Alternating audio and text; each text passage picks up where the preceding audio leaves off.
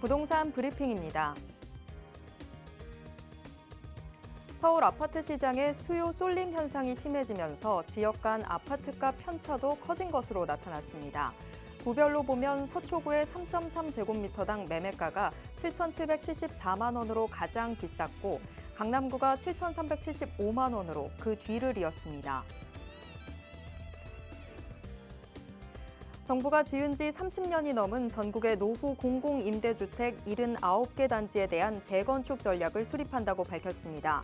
공공임대 수요가 많은 곳을 위주로 재건축 우선순위를 정하고 건물이 쓸만한 곳은 리모델링을 추진한다는 계획입니다. 향후 몇 년간 서울 신축 공급이 부족할 것이라는 전망이 줄곧 나오면서 소규모 정비 사업을 추진하는 모아타운도 활기를 띠고 있습니다. 새 아파트를 받으려면 상당한 분담금이 예상돼 반대 의견이 관철되기도 했지만 최근 신축 선호 현상이 커지며 분위기가 달라진 영향도 있는 것으로 보입니다.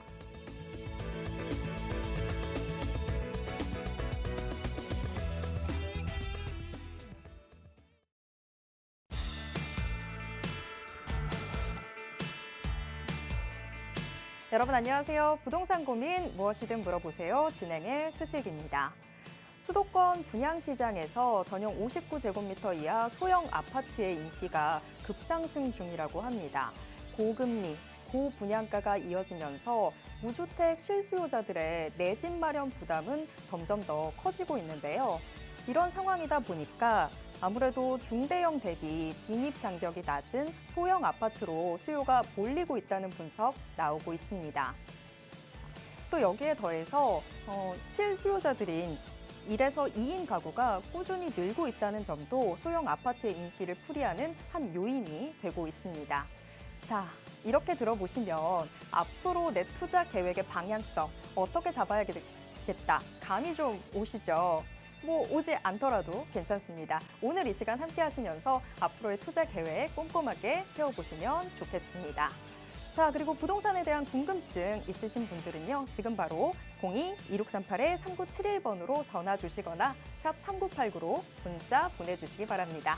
자, 그럼 부동산 고민 무엇이든 물어보세요. 지금 바로 시작합니다.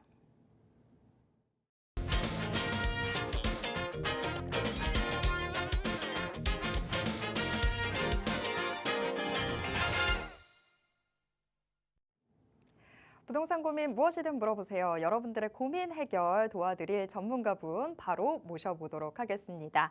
차동백 부동산 경제연구소 차동백 대표이사님 모시겠습니다. 대표님 어서 오세요. 네, 안녕하세요. 추석 지나고 첫 방송입니다. 그런데 굉장히 중요한 뉴스들이 있네요. 미국에서 전격적으로 금리를 인하했다는 소식입니다. 이러한 인하를 어떻게 바라볼 것인지, 부동산 시장은 어떻게 될 것인지를 중심으로 해서 오늘 1시간 동안 여러분들과 좋은 시간 갖도록 하겠습니다. 네, 명절 연휴의 마무리를 미국의 금리 인하로 하게 됐습니다. 간밤 사이에 미국이 4년 반 만에 금리 인하를 단행을 했는데 통상적인 금리 인하 폭인 0.25%포인트가 아니라 단번에 0.5%포인트를 인하하면서 시장에는 다소 불안감도 좀 감지가 되고 있습니다. 우리가 생각하는 것과는 다르게 미국이 봤을 때 지금 현재 경기 침체가 이미 성급 눈앞에 다가와 있기 때문에 이런 결정을 내린 게 아니냐, 그런 불안감들도 있는데요. 자, 그렇다면 우리도 부동산 시장에서 대비를 해야 되겠죠. 그래서 지금 차동백 대표님께서 경기 침체 미리 대비하는 방법은 이라는 주제로 또 세미나도 준비해주고 계신데요. 어떤 내용들 들어볼 수 있는지 자세한 소개 들어보도록 하겠습니다. 네, 제가 세미나 주제에 쭉 이 이야기를 하고 있죠. 벌써 꽤 오래됐습니다. 경기 침체에 대비하자. 어떤 형태로든 경기 침체는 올 것이라고 생각합니다. 그 침체 정도가 약하냐 강하냐의 차이지 경기 침체는 올 수밖에 없지 않느냐라고 저는 보고 있습니다.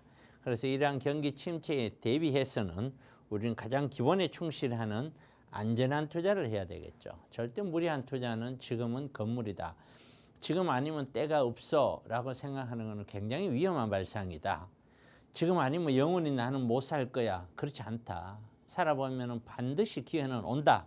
이런 말씀을 꼭 드리겠고, 어쨌든 투자로서의 어떤 주택 투자로서의 아파트라든가 재건축이라든가 이런 형태의 어떤 구입 물건들은 과연 이것이 시세 차익을 만들어낼 수 있을까? 최근에 보면 강남권을 중심으로 해서 뭐 압구정동 뭐 40억, 50억 얘기가 막 나오는데 그런 40억, 50억이 일반적인 상황은 아니잖아요. 대한민국 전체에서 그냥 몇천 세대가 움직이는 거거든요. 그 세대를 기준으로 잡아서 뭐 이럴 것이다, 저럴 것이다, 전부 다 오른다 이렇게 설명하기는 상당히 어려울 것 같습니다. 상위 어떻게 보면 가장 부자들이 사는 그 사람들을 기준으로 우리가 부동산 투자를 한다라고 하는 것은 좀 맞지 않다라고 생각은 들고요.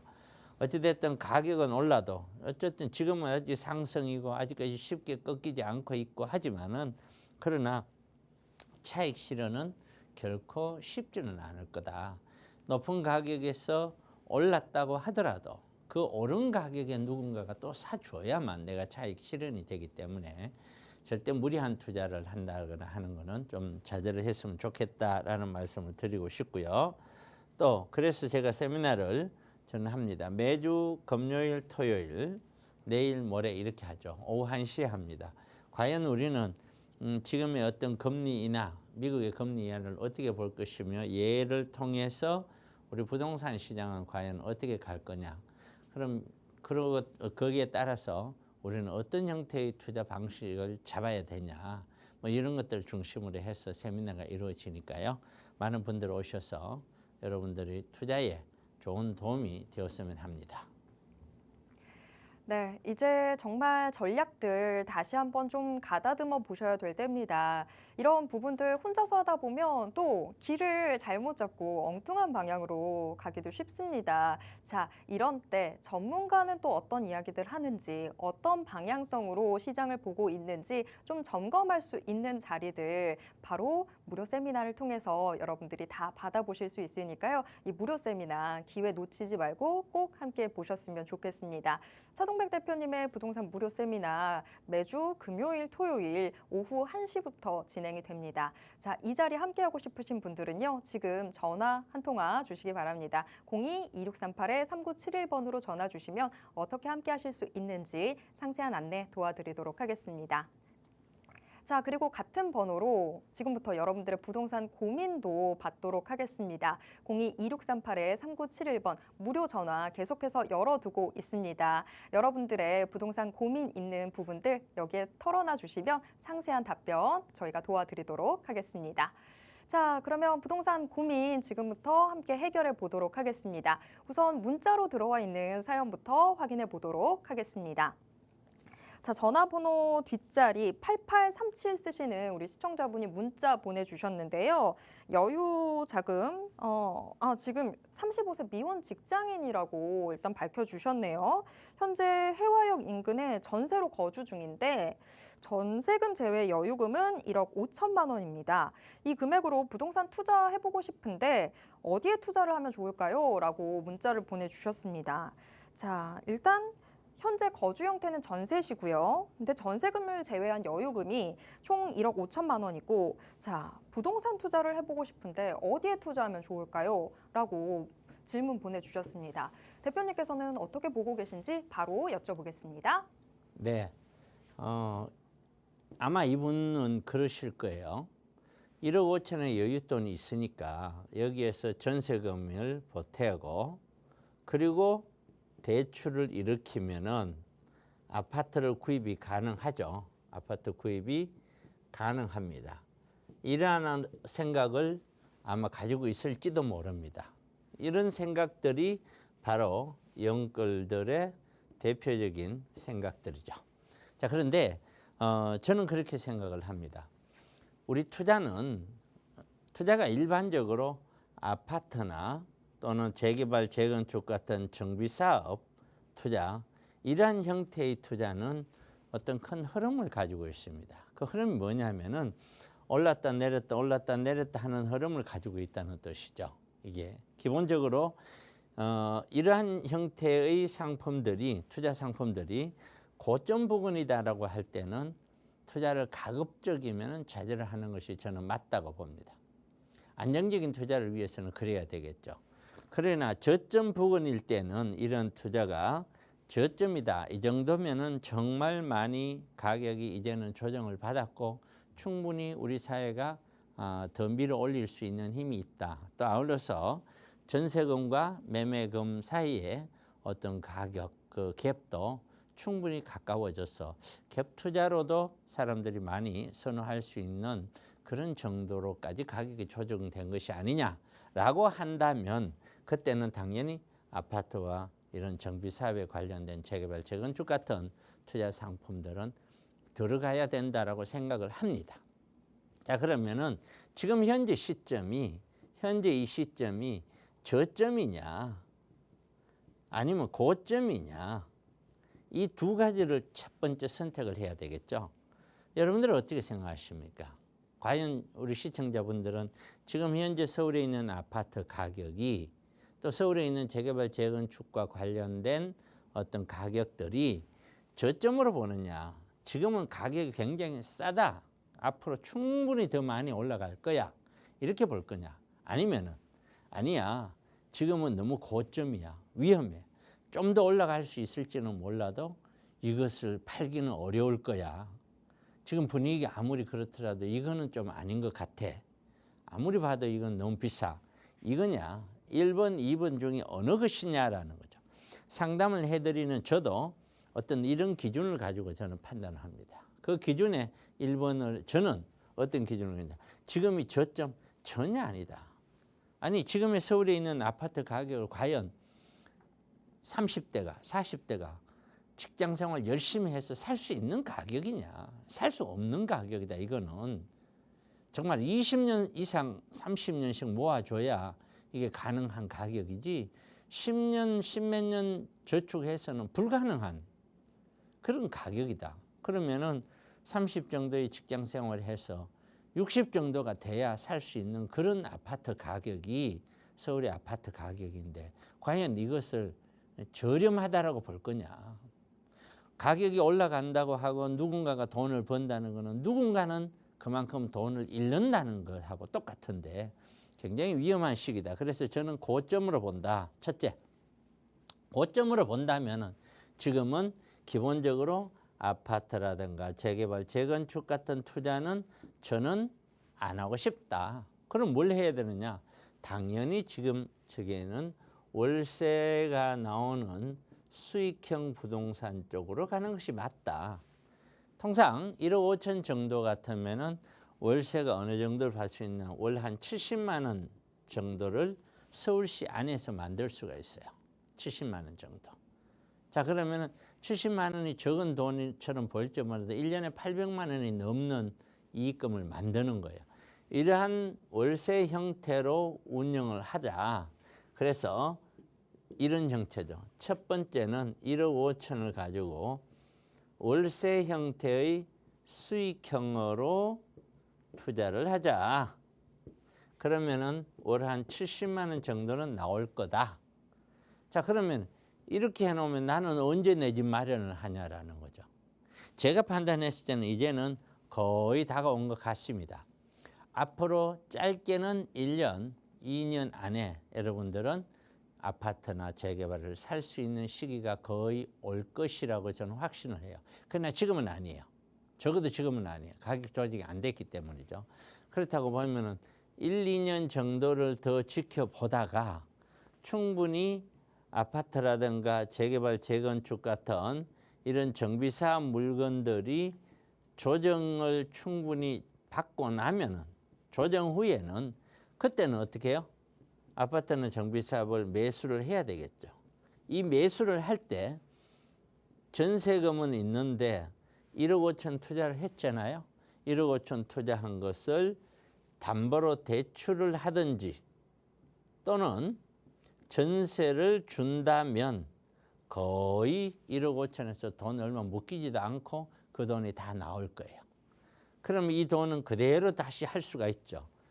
여기에서 저점 부근이라고 판단이 든다면 과연 1, 2년 만에 저점까지 간다고 보지는 않지만 3, 4년은 걸릴 거라고 저는 보지만 적어도 어느 정도 간다면 그 지점에서 필요한 만큼의 아주 약간의 대출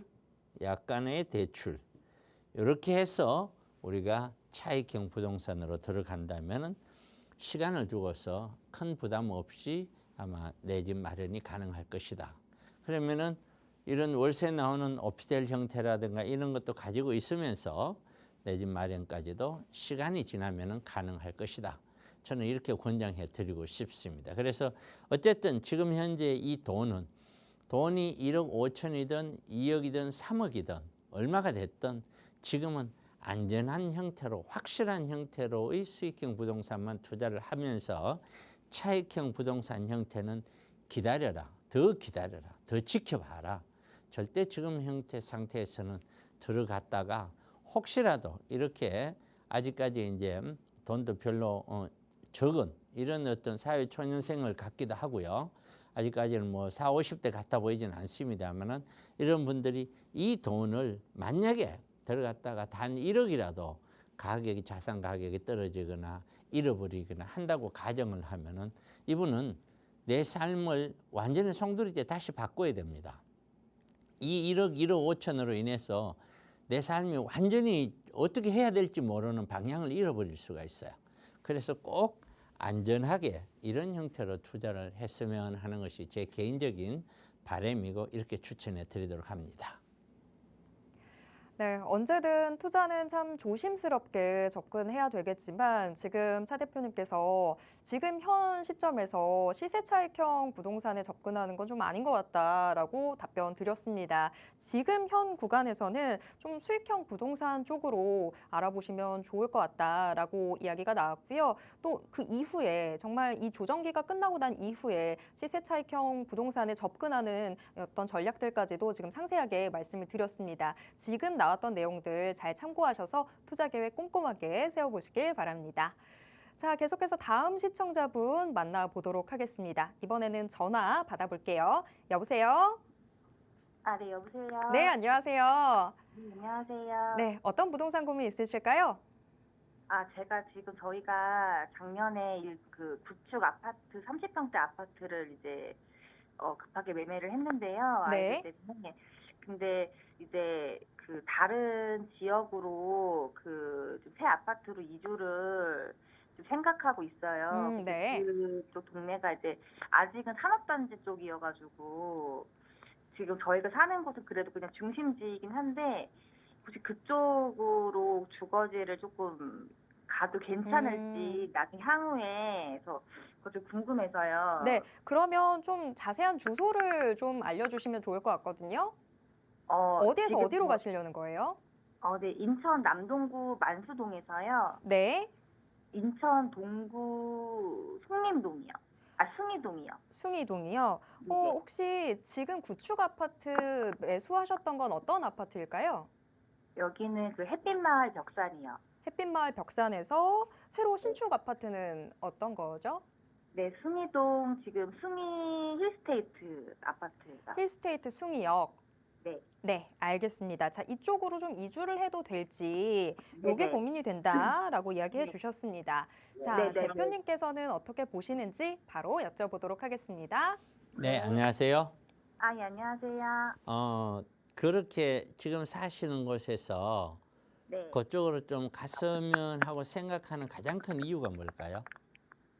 일단은 네, 이제 인천 쪽 자체가 그 다른 지역보다는 좀 지금 집 가격은 네. 높은 편은 아니라고 생각이 들거든요. 네, 그래서 저희가 이제 이번에 이사했을 때 지역을 고르기가 좀 힘들었어요. 네, 저희도 이제 둘 다 30대 후반 부부인데 네, 부동산에 대한 이런 게 좀 없고 네, 막상 부동산 가서 물어보면 답을 좀 얻기가 어렵더라고요. 네, 그렇습니다.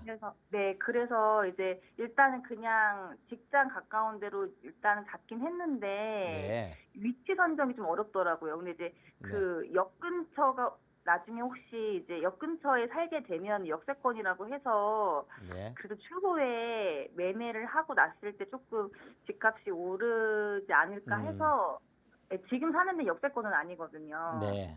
그래서 좀 궁금해가지고. 그러셨군요. 네네. 제가 설명드려야 할 내용들이 이제 쭉 저한테 말씀하시는 거 들어보니까 굉장히 많은 것 같아요. 제가 무슨 설명을 어떻게 드려야 될지 나름대로 머릿속에 좀 정리를 하고 있는데 네. 첫 번째 여러 가지 설명을 드릴게요. 네. 결론을 나중에 내고요. 네. 첫째, 여기저기 알아보았더니 그렇게 뭐 쉽지 않더라라는 표현을 했잖아요. 네. 그게 왜 쉽지 않냐면은 저는 있잖아요. 저는 네. 서울을 중심으로 해서 네. 서울 주변의 경기도, 지방이 어떻게 멀리는 세종시까지 제 머릿속에 어느 정도 들어와 있어요. 예. 그만큼 많이 다니면서 공부를 했고 경험을 20여 년 동안 해왔다는 거예요. 네. 그러니까 지금 시청자분보다는 제가 선택하기가 훨씬 더 좀 쉽겠죠. 그렇죠. 네. 그러나 그래도 쉬운 거는 아니에요. 20년 네. 해도. 왜냐하면은 우리가 왜 선택이 어렵냐고 하면은 지금 현재 눈에 보이는 것만 놓고 선택을 하면은 그리 어렵지 않아요. 그런데 미래는 보이지 않잖아요.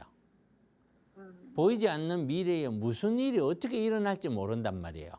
네. 그게 두려운 거죠. 그것 때문에 어려운 거거든요. 네. 그래서 큰 틀에서 보면은 우선 이건 단지 투자로만 제가 설명을 드리는 거예요. 네. 단지 투자로 생각을 해서 자산 정식이라는 문제까지 연결해서 설명을 드리자면은 어쨌든 궁극적으로는 서울 안으로 입성을 한 인서울을 할 생각을 가지고서 목표를 가지고서 투자 계획을 세우고 가라. 네. 이거는요. 왜 그러냐면은 어차피 우리는 인구는 줄어들어요.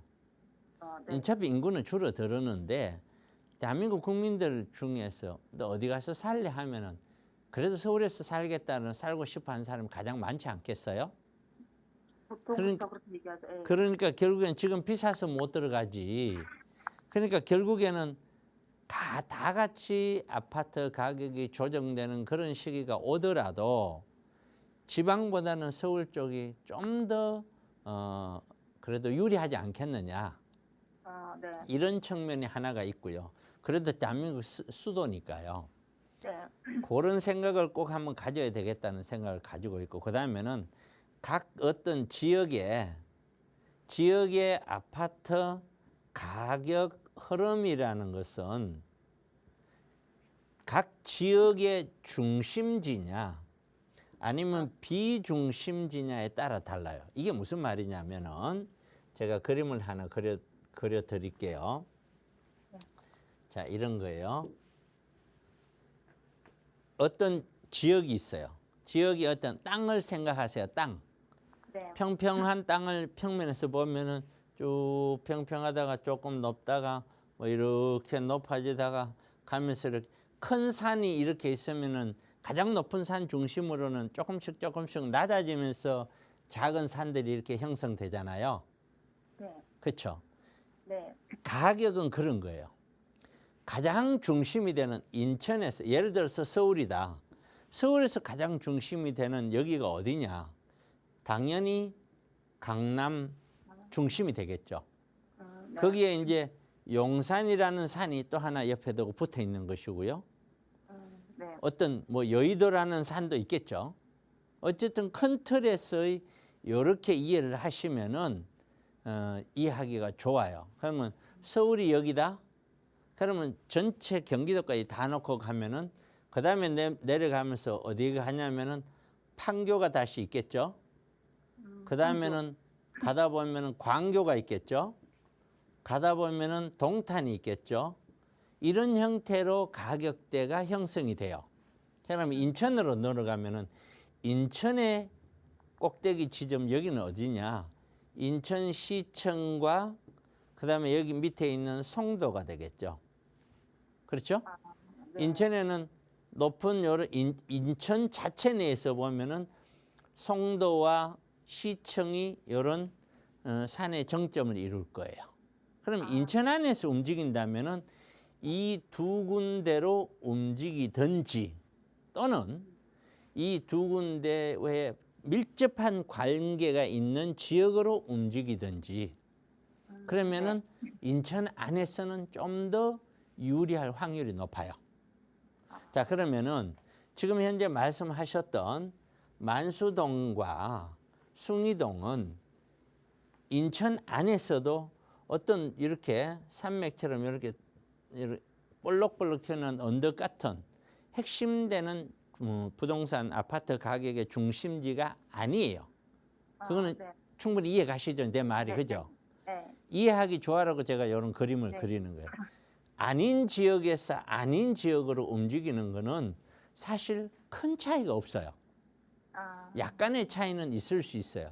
그런데 아까 그런 얘기 하셨잖아요.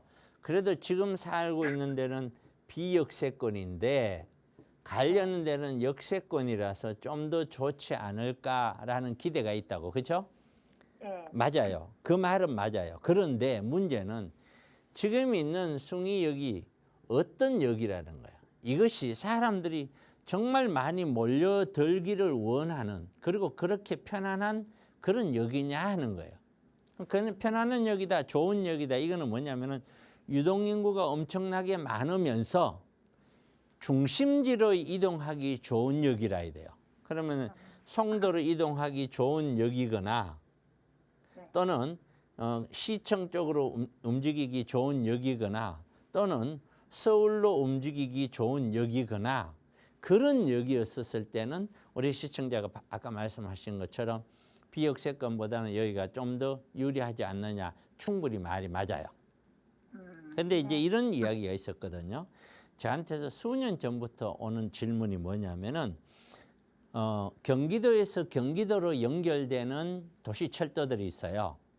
네. 경기도에서 경기도로 이동되는. 그러면 여기에 없던 역이 생기니까 좋아지지 않느냐. 이런 질문을 무수히 많이 받았어요. 그때마다 저는 그거 아니다라고 했어요. 왜? 중심지로의 접근이 되는 역이어야지 비슷한 지역으로 연계되는 역길이는 그렇게 부동산 가격의 높은 가격 상승을 끌어오지를 못한다. 이런 이야기를 수도 없이 했거든요, 제가. 그러면 예를 들어서 서울에서 연결된다면은 서울, 인천, 국철 있잖아요. 1호선. 1호선. 네. 1호선이 있고 그다음에 인천에서는 위에서 내려오는 2호선이 있잖아요. 인천 2호선. 그렇죠? 네, 있어요. 자, 그러면은 이런 역 중에서 서울 쪽에 가까이 접근할 수 있는 역이냐? 1호선이라도 동인천역. 여기서 서울까지는 멀단 말이에요. 네. 그렇죠? 그러나 네, 뭐. 부평이나 이쪽 언저리 여기는 서울하고 그렇게 멀지 않거든요. 가까워요. 네. 그러니까 당연히 가격이 다르겠죠. 네. 그다음에 또 하나는 2호선 같은 경우는 서울하고 연계보다는 인천에서 인천으로 연결되는 거잖아요. 네. 인천으로 연결되는데 인천 시청 쪽하고 밑에 있는 송도 쪽 여기가 중심이니까 이쪽 지역하고의 연계가 가장 되는 쪽이 어디냐. 그러면서 대단지냐 아니냐. 따로 나 하나만 뚝 떨어져 있는 것이 아니라 여러 대단지가 어우러져 있는 그런 것들이 굉장히 중요해요. 그래서 지금 말씀하시는 그런 정도의 기준만 가지고 그쪽으로 옮기는 것이 무조건 잘한다라고 설명하기는 어려워요. 물론 지금 가만히 있는 것에 비해서는 나쁘지는 않다라는 표현을 제가 드릴게요. 아주 좋으니까 가세요. 이 정도는 아니더라도 지금 있는 거에 비해서 그렇게 나쁠 건 없다. 나쁠 건 없다. 그러나 너무 큰 기대를 가지고 가는 건 아니다. 이렇게 설명드리면 오히려 저는 맞지 싶어요. 여기 오히려 제 생각에는 여기 어떤 그 인천 시청 쪽에 있잖아요. 인천 시청 쪽이나 뭐 이 언저리에 있는 어떤 그 아파트들 좀 괜찮은 아파트들 이런 쪽에를 보는 것이 오히려 더 낫지 않을까. 아니면 송도 안에서 송도 지역 안에서 가격대가 많이 좀 조정되는데 접근이 가능하다면은 그런 쪽이 오히려 맞지 않을까. 단지 그다음에 두 번째는 어떤 주변에 산업단지라든가 직장이 많기 때문에 여기는 유리하다. 전혀 그렇지 않아요. 우리가 아파트가 형성되는 거는 아까 얘기했죠. 얼마나 좋은 대중교통, 버스가 아니고요. 정말 지하철이 잘 돼 있는 그런 지하철이냐 아니냐라는 것과 교육이란 측면이 하나가 있고요. 그 다음에 이제 뭐냐면 기반 시설이라고 있어요. 얼마나 뭐 백화점이든 아니면은 뭐 마트든 뭐든 편의 시설들, 기반 시설들이 얼마나 잘 돼 있느냐. 그리고 나머지가 주변에 일자리가 많냐 적냐 이렇게 보는데 이 일자리는요 사실상은 마지막 단계예요. 마지막 단계. 왜냐면은 교통이 좋으면은 그 근처 살아야 될 이유가 없어요. 예를 들어서 서울시 안에서 전체적으로 보면은 구로나 가산 디지털 단지 일자리가 가장 많다고도 할 수 있어요. 맞죠? 물론 사무실로 따지면은 강북이 워낙 상업적이고 원래 서울은 강북이잖아요. 그게 가장 많은 건 맞아요. 일자리가. 그러면 강북에 있는 아파트가 가장 비싸야 되잖아요. 그렇지 않죠? 강남에 있는 아파트가 제일 비싸죠. 오히려. 그 이유는 교통과 기반 편의시설과 교육시설이 강남을 따라갈 데가 없기 때문이에요. 어디든지 이 세 가지를 다 따라갈 수 있는 데는 서울에서는 강남밖에 없어요. 그러니까 강남을 넘어서서 올라간다고 하는 거는 특수한 아파트들 있죠. 뭐 100억짜리들 이런 거 빼고요. 이거 그렇게 해서 넘어선다는 거는 사실상은 불가능한 상태가 돼 있다고 보면 되겠죠. 이게. 그렇게 이해를 하신다면은 지금 현재 상태에서 그쪽 지역으로 옮겨서 신축 아파트로 해서 역세권으로 간다고 해서 나쁠 건 없지만 그렇다고 너무 큰 기대는 갖지 말아라. 이렇게 설명드릴 수 있는 분야예요. 조금 이해가 되셨나요? 네, 정리가 좀 됐어요. 네. 네, 굉장히 좀 사실은 애매한 질문이라서 이거 아니에요. 저렇게 하세요. 이렇게 딱 결정하면 좋겠는데 그거보다는 머릿속에서 한 번 더 생각을 하시고 뭘 생각하셔야 되냐면은 나는 궁극적으로 되든 안 되든 내 자산은 인서울 쪽으로 어떻게 내가 인서울에서 아파트 하나를 만들어 할 것이냐. 그 꿈을 어떻게 계획을 짜서 가져갈 것이냐. 거기에 초점을 맞춰서 보시는 게 좋을 것 같아요. 네네. 네, 그렇게 계시면서 기회가 닿으면은 제 세미나 한번 와보시면은 이런 모든 것들이 좀 쉽게 이해가 될 거예요. 네, 네. 알겠습니다. 예, 고맙습니다. 네, 감사합니다. 네, 고맙습니다. 저도 일단 역세권이면 무조건 다 똑같이 좋을 줄 알았는데 또 그건 아니네요. 자, 지금 상당히 상세하게 답변 드렸는데요. 우리 시청자분 지금 드렸던 답변 내용들 다시 한번 잘 복기해 보시면서 투자 계획 다시 한번 제대로 세워보시길 바라겠습니다. 자, 계속해서 다음 시청자분 만나보도록 하겠습니다. 이번에는 문자로 들어와 있는 사연입니다. 전화번호 뒷자리 73118 쓰시는 우리 시청자분이신데요. 현재 4살 아기가 있는 3인 가족이시네요. 여유자금과 대출 활용해서 총 9억 원의 자금이 있는데 이 금액으로 하남 신도시 아니면 남양주 다산 신도시 중에서 어디로 내 집 마련하는 게 좋을까요? 라고 문자 보내주셨습니다. 자, 총 여유자금 9억 원이고요. 내 집 마련 하남이냐 아니면 다산 신도시냐. 자, 둘 중에 어디가 좋을까요? 라고 문자 보내주셨습니다. 대표님은 어떻게 보고 계신지 바로 여쭤보겠습니다. 참 애매할 거예요. 굉장히 애매한 것 같아요. 이분도 역시. 근데 왜 애매하냐? 다산 신도시도 이렇게 보면은 뭐 이렇게 좀 잘라볼까요? 이렇게 잘라놓고 보면은 여기 바로 서울이잖아요. 바로 서울 들어오죠. 길 하나 써야 돼. 하남도 뭐 바로 들어오죠. 바로 들어오죠.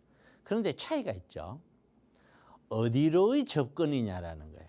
접근 자체가 하남 미사는 바로 강남으로 접근이죠. 강동하고 붙어서 바로 강남으로 바로 들어오죠. 다산은요.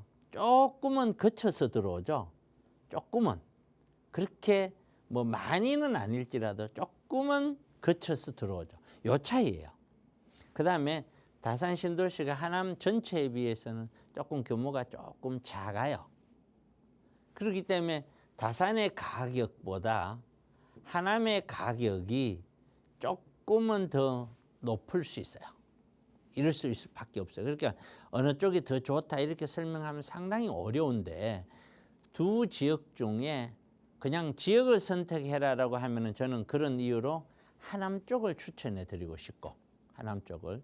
그런데 내가 이제 아파트라는 것은 내가 구입을 하게 되면 내가 거주를 해야 되잖아요. 거주 여건이 어떤지를 또 찾아봐야 돼요. 거주 여건이. 내가 거주 여건이 직장과 아이들 어떤 교육 기타 등등을 다 따져봤었을 때 아우 하남이 좋긴 한데 거주 여건은 다산이 훨씬 더 편리하고 좋아. 그렇다면 저는 다산을 권장해 드려요. 그러나 거주 여건이 어느 쪽이든 상관이 없어. 그렇다면은 하남 쪽을 권장해 드려요. 어느 쪽을 하시든지 그런 기준을 갖고 별반 차이 없어 하면은 저는 하남 쪽을 권장해 드려요. 다만 자, 이걸 하나 구입하는데 대출까지 안고 현재 대출을 꼭 했어. 가지고 있는 돈 이렇게 해서 대출이 만약에 무리하다면은 이게 무리한 대출이라는 기준을 잘 생각하셔야 돼요.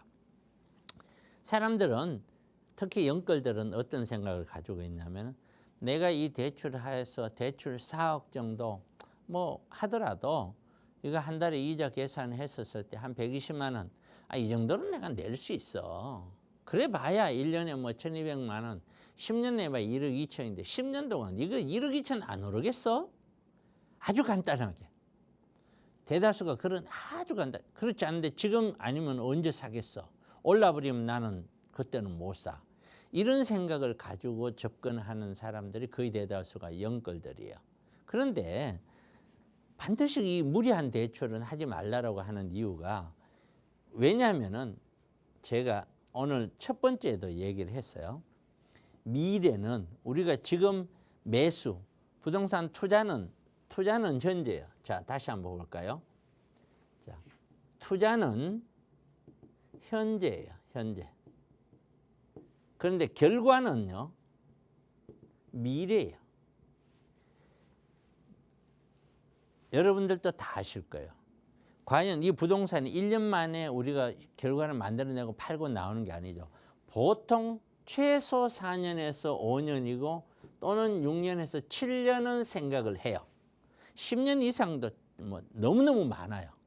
자, 그러면은 앞으로 4, 5년, 이 4, 5년에 무슨 일이 얼마만큼 어떻게 일어나서 내가 가지고 있는 내 아파트에 얼마만큼의 나쁜 영향이 올지 아무도 모른다. 좋은 영향이 오면 좋죠.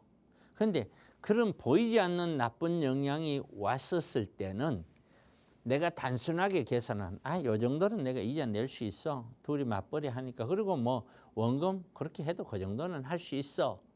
할 수 있으라는 생각만 가지고서 하는데 우리가 이 미래는 정말 모르는 거예요. 지금처럼 불확실한 상황에서는 보세요.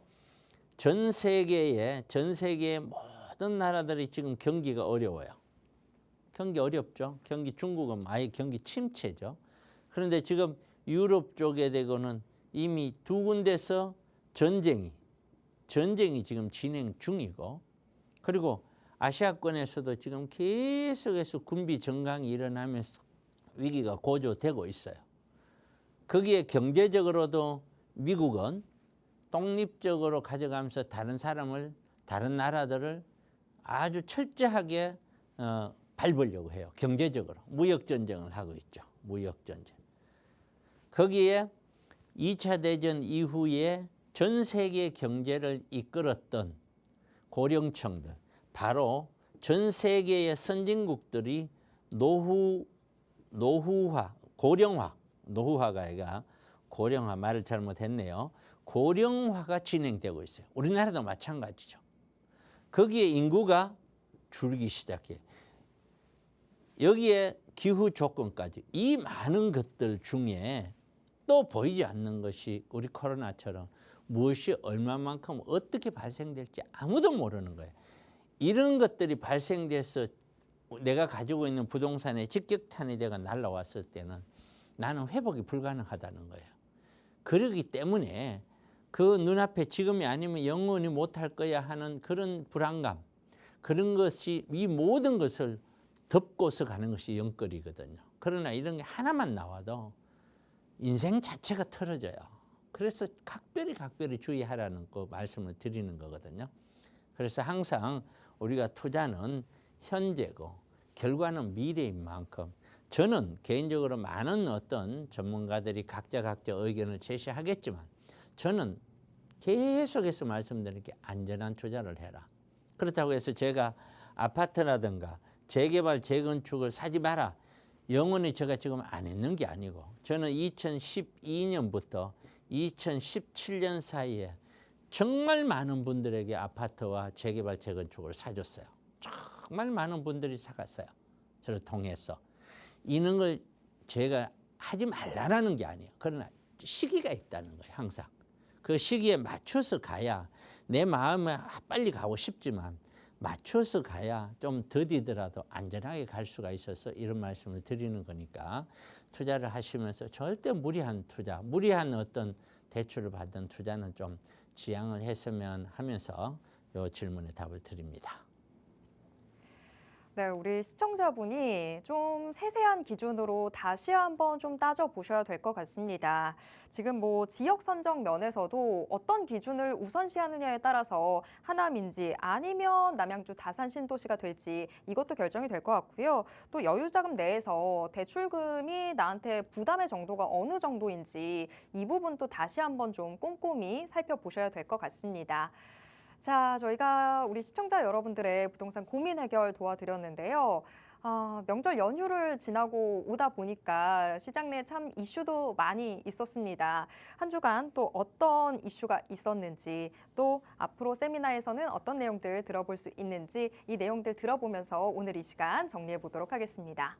네, 거시경제부터 보면은 거시경제가 하루아침에 나빠지고 하루아침에 좋아지진 않지만 큰 틀에서 나빠진다라고 가정을 한다면 우리 부동산 시장도 굉장히 악영향이 올 수밖에 없는 것입니다.